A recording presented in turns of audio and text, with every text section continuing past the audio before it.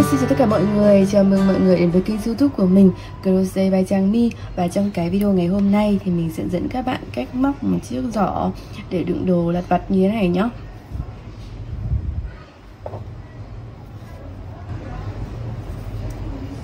Về nguyên liệu sử dụng thì mình ở đây mình sử dụng đó là sợi dệt ạ.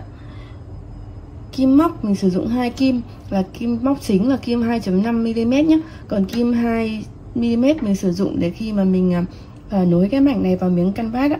Một cái miếng canvas nhựa như thế này để làm cho cái phần đáy giỏ của mình nó được phẳng và cứng, nó sẽ đứng dáng hơn ạ. Ngoài ra thì mình cần sử dụng đến kéo, kim khâu và thước đo nữa ạ. Trong cái video trước thì mình đã có hướng dẫn các bạn cách móc một cái họa tiết, móc một cái vòng hình tròn tản mũi như thế này. Mình có thể ứng dụng trong rất nhiều sản phẩm khác nhau như là chóp mũ, đáy túi. Thì ở đây đáy giỏ mình cũng sử dụng một cái hình tròn như vậy. Thì các bạn sẽ làm theo cái hướng dẫn đó để ra được cái hình tròn này. Mình sẽ để link hướng dẫn ở dưới cái phần comment đầu tiên nhé. Cái kích thước thì các bạn sẽ móc cho nó bằng cái miếng canvas, nó bằng hoặc là nhỏ hơn một chút như thế này. Bởi nếu mà mình móc thêm một hàng nữa nó sẽ chớm ra ngoài, thì khi mà mình nối nó sẽ không căng cái mặt đáy, thì nó sẽ không được đẹp cho lắm. Thì mình sẽ lựa chọn cái nhỏ hơn một chút như thế này.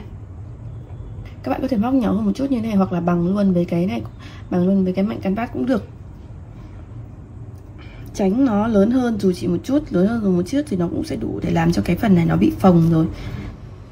Vì cái số mũi móc của mình và cái số lỗ ở trên canvas này nó không giống nhau ạ, nên là các bạn sẽ sử dụng ghim đánh dấu để đánh dấu các vị trí tương ứng đối diện nhau như thế này, để mình chia đều cái mảnh móc của mình với cái miếng canvas. Thì khi mà mình bỏ cái lỗ hoặc là móc trùng mũi, trùng lỗ ở đằng phía sau này ấy, nó sẽ vẫn cân xứng cái họa tiết ạ.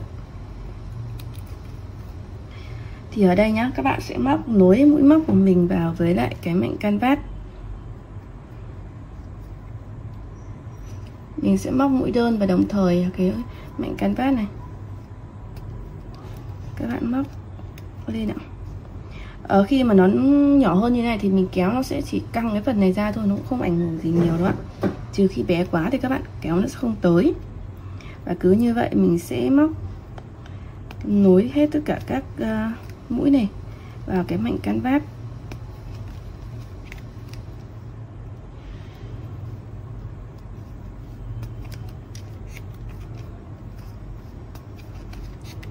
Số mũi trên cái miếng móc của mình và số mũi mặt sau canvas này thì nó sẽ không giống nhau. Do vậy là có thể bỏ qua một số lỗ như thế này. Tùy nếu các bạn sử dụng cái sợi nhỏ hơn ấy, thì số mũi nó sẽ nhiều lên, thì có thể sẽ thừa mũi so với lỗ canvas. Thì các bạn sẽ móc hai mũi trên miếng móc mình móc bình thường, nhưng mà đằng phía đằng sau thì mình sẽ cùng đưa kim qua một lỗ, miễn làm sao để nó tạm đều ở trên cái miếng canvas này. Ở cái hàng này, trong trường hợp cái mảnh móc của mình nó nhỏ hơn cái miếng canvas giống như mà mình làm ấy, thì cái hàng này mình cũng vẫn sẽ tăng mũi nhé. Còn nếu trong trường hợp mà các bạn móc cái miếng móc này của mình ấy, nó đã vừa với cái miếng canvas rồi, thì các bạn không cần phải tăng mũi nữa. Thì ở đây mình sẽ móc bình thường cho đến cái vị trí mà mình tăng mũi tiếp theo, rồi nó nằm ở đây ạ. Các bạn vẫn tăng theo tịnh tiến theo chu kỳ bình thường. Ví dụ như ở hàng trước của mình đang là 10 thêm 1 thì bây giờ sẽ là 11 mũi, thì mình thêm 1 mũi ạ. Ví dụ như đây là đến cái vị trí tăng mũi của mình thì mình cũng sẽ móc 2 mũi vào mũi này. Các bạn có thể móc cùng một lỗ cũng được ở phía sau ấy. Mình sẽ vẫn thêm mũi để khi mà mình móc lên hàng sau thì nó sẽ không bị co cái sản phẩm của mình vào. Sau đó các bạn sẽ lại móc bình thường. Cứ đến vị trí tăng mũi thì mình sẽ tăng và nối đều ở trên cái mảnh canvas này nhé. Sau khi mà mình đã nối xong cái miếng móc của mình vào với miếng canvas rồi đấy ạ, thì các bạn có thể thấy là nó sẽ căng cái phần đáy hơn này. Bây giờ mình sẽ chuyển sang kim móc chính nhá. Cái kim 2 ấy, mình chỉ sử dụng khi mình móc mỗi cái hàng nối này thôi, bởi vì cái kim 2.5 của mình nó không thể vừa với cái lỗ trên miếng canvas. Thì sau đó các bạn sẽ móc giúp mình 3 hàng không tăng mũi ạ. Các bạn cứ móc một mũi đơn vào mỗi mũi đơn này ạ.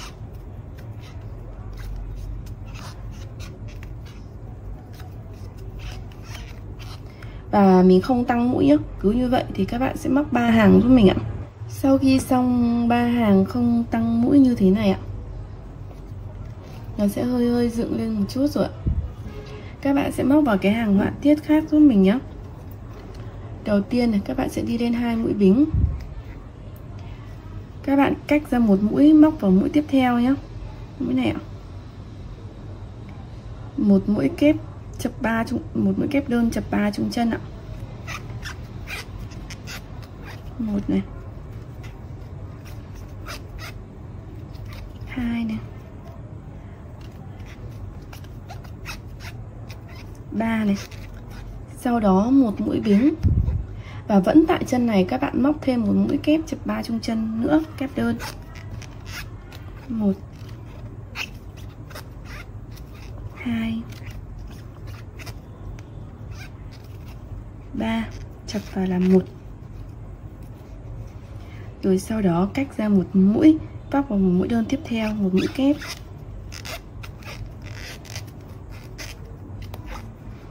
Các bạn sẽ lặp lại họa tiết như vậy ở cái hàng này.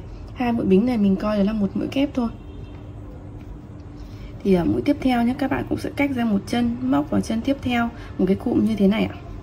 Đầu tiên là mũi kép đơn chập 3 trung chân này. Tay mình nó hơi có mồ hôi, nó hơi rít kim một chút. Sau đó là một mũi bính. Rồi vẫn tại cái chân này là một mũi kép chập 3 trung chân nữa. 1 2 3, chập vào làm 1. Rồi cách ra một cái mũi tiếp này, móc sang chân bên này, một mũi kép. Cứ tương tự như vậy thì các bạn sẽ lặp lại cho đến khi hết hàng nhé. Đến cuối hàng thì các bạn sẽ nối một trượt vào cái mũi bính thứ hai và mình móc này nhé.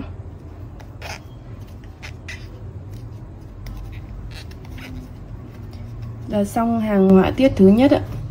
Sang hàng thứ hai các bạn cũng sẽ móc tương tự, nó sẽ chỉ khác một chút ở cái chân móc của mình thôi. Đầu tiên cũng sẽ là 2 mũi bính này, mình coi là một mũi kép này. Ở hàng trước thì mình móc vào mũi đơn, còn ở hàng này thì các bạn sẽ móc vào cái khoảng trống 1 bính ở giữa hai cái mũi chập 3 trung chân này. Các bạn cũng sẽ móc một cụm tương tự. Đầu tiên sẽ là mũi chập 3 trung chân nhé.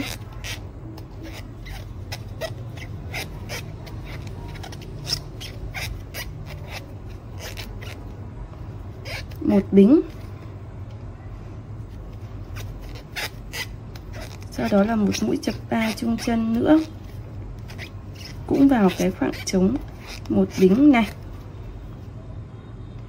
Rồi sau đó móc một kép vào một mũi kép này, mũi kép đơn lẻ ở giữa đấy.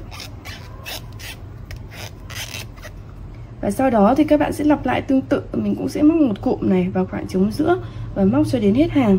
Để hết hàng mình cũng nối một trượt vào mũi bính thứ hai để kết thúc hàng này. Và nếu các bạn muốn tăng độ cao của cái giỏ thì mình sẽ móc thêm hàng nữa nhé. Các bạn sẽ móc thêm hàng 3, 4, 5, 6, 7 gì đó giống hàng thứ hai này. Tùy theo cái chiều cao mà các bạn mong muốn. Ở phía bên trên miệng thì mình sẽ chỉ có khoảng 2 hàng thôi, có 3 hàng, có 3 hàng họa tiết mũi đơn ngắn bằng như thế này thôi ạ. Sau khi đủ cái số hàng mong muốn của các bạn này nhá, ở đây mình chỉ móc 3 hàng thôi thì mình sẽ móc lên đến cái hàng miệng ạ. Đầu tiên mình sẽ đi lên một mũi bính này. Các bạn móc một đơn vào mỗi mũi móc nhé, tức là cái mũi chập 3 này, mình móc một đơn này.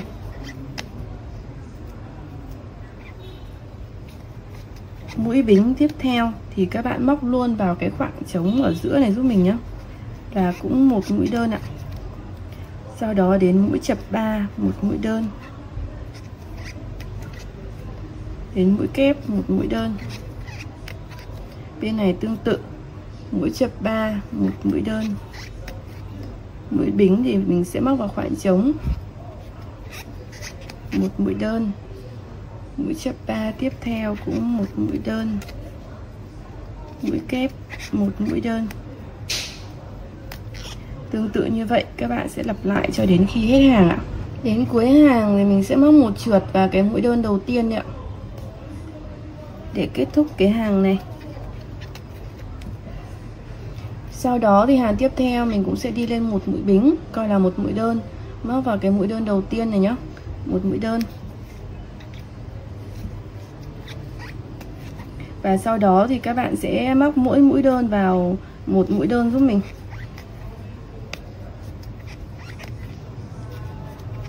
Móc một mũi đơn vào một mũi đơn thôi cho đến hết hàng. Mình cũng nối một trượt vào mũi đơn đầu tiên. Cuối cùng thì mình sẽ móc một cái hàng viền nhé. Các bạn có thể lấy mũi vị trí bất kỳ ở trên.